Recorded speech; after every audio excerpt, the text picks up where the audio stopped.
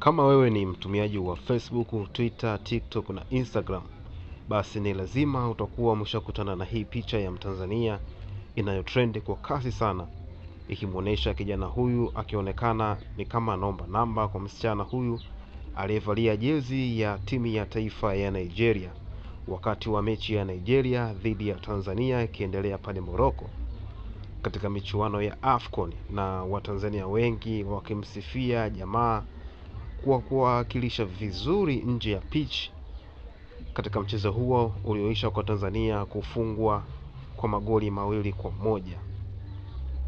Kijana huyu anaonekana akiwa anaomba namba kwa msichana huyu.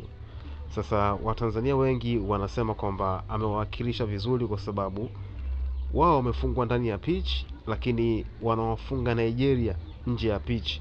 Yaani kama sasa wanasema jamaa anamchukua huyu msichana Nigeria na kuwa mpenzi wake. Wabongo na mambo na mbwembwe. Sasa yapi maoni yako? Weka komenti yako, usisahau kusubscribe, kulike na kushare. Hii ni Swahili Plug Media.